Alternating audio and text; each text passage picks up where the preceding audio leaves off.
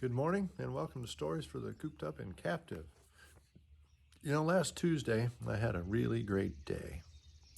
They say you never get a second chance to make a first impression. Well, I flatly disagree.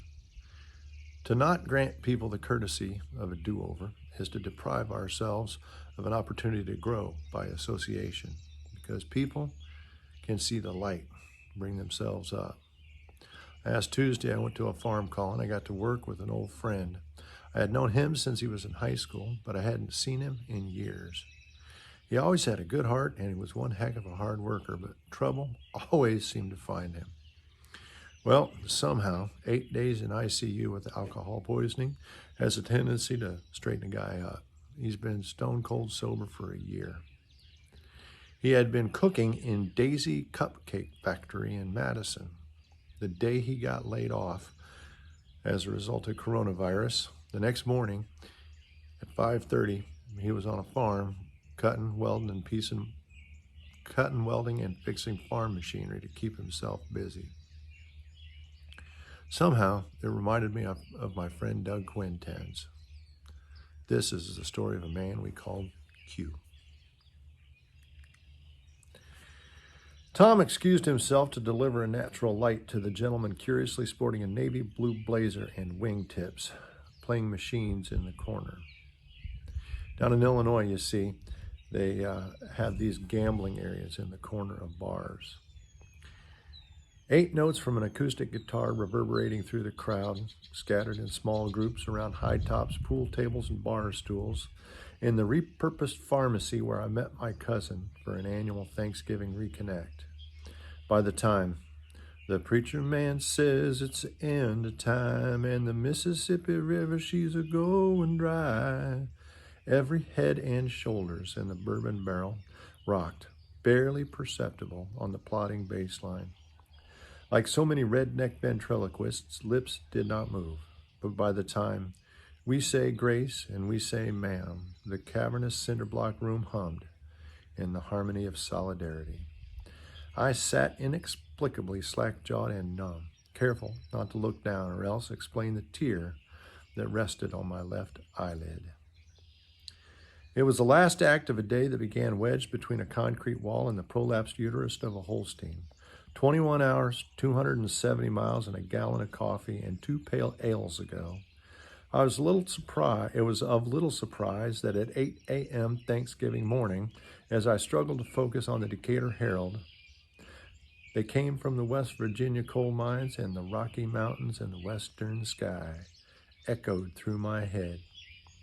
In short order and a half a cup of Folgers from a Lakeview High School mug, Hank Jr. would fade to silence.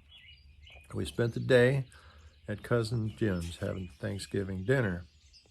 On our way home, as the sun set over the endless horizon of barren Illinois bean fields and wind turbines, Sheila and I headed north.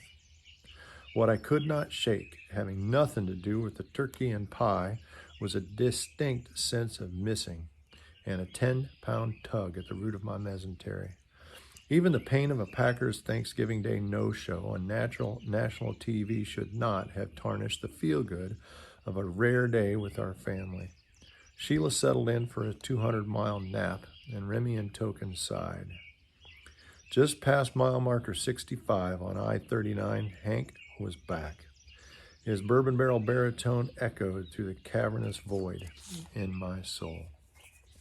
Usually I'd look at the camera for emphasis, but the headlamp is kind of off-putting, I bet. I had a friend from New York City. He never called by my name, just Hillbilly. With that line, I was back on the shore of Lake Decatur in 1983. 6-pound monofilament line on an ultralight Zebco with a wad of alfalfa bait wrapped around a treble hook, sitting second stump to the president and founder of the Decatur Carp Club. Doug Quintens, we call him Q, was well over 6 feet tall with long blonde hair and some variation of a goatee. Trade his work boots for sandals, flannel for a white robe, and his red band hat for a crown of thorns, and he'd be a dead ringer for Jesus Christ himself. That said, in the traditional sense, a saint, Doug was not.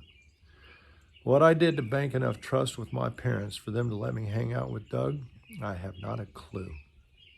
Q was the master baiter to whose skill I aspired when we met working at Dave's Tackle Box on the corner of Nelson Park, across from the first Dairy Queen in the world to dump old candy in a cup of ice cream. He was an all-state linebacker at St. Teresa High School, farm boy strong, fearless, and fleet of foot. One afternoon, a young boy short on allowance money and bluegill decided to help himself to a new rod and reel. To be sporting, Q gave him a head start the width of the parking lot, took a sip of his RC Cola before launching. Minutes later, the sixth grader was kicking, crying, and apologizing, begging us not to call the cops or tell his mom. The Decatur Carp Club met regularly on the shores of Lake Decatur and around farm ponds after Tackle Box closed at 8 o'clock. We had a mission statement, firmly enforced, and an elected set of officers. What the meetings of the Decatur Carp Club were lacking in parliamentary procedure, we more than made up in chewing tobacco and Budweiser.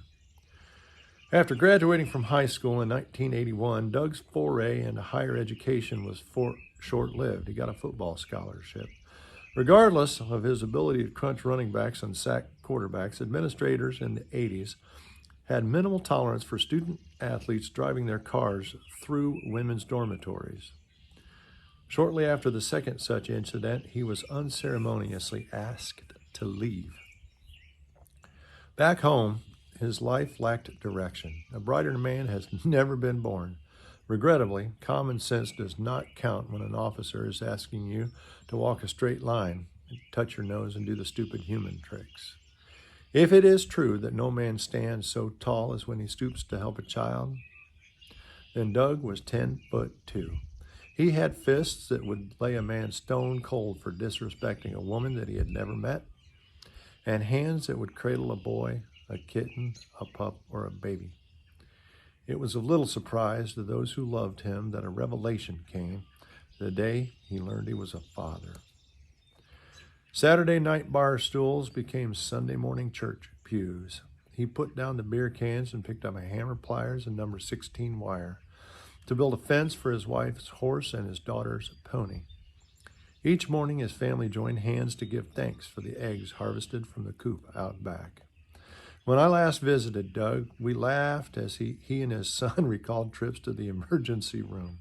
Cuts and bruises were inevitable consequences of being related to his father. I spoke with his wife as Q read bedtime stories, without mention of the past. As I left, he hugged me, blessed me, and told me that he loved me. It is with regret that I didn't keep up contact with Doug. Before his son would graduate from high school, his wife would leave him. Too many years of smoking and sedentary living ended his life before he was 50. I'll never forget his wisdom. Willie, everything I own is for sale. Just name a price. Or, I'm in no shape to start exercising. I'm obligated to teach my kids to never judge a man with a cigarette on his lips. To live in the hearts of those we leave behind is not to die. I knew Q, and a country boy can survive. Well, if all else fails, please keep something moving forward.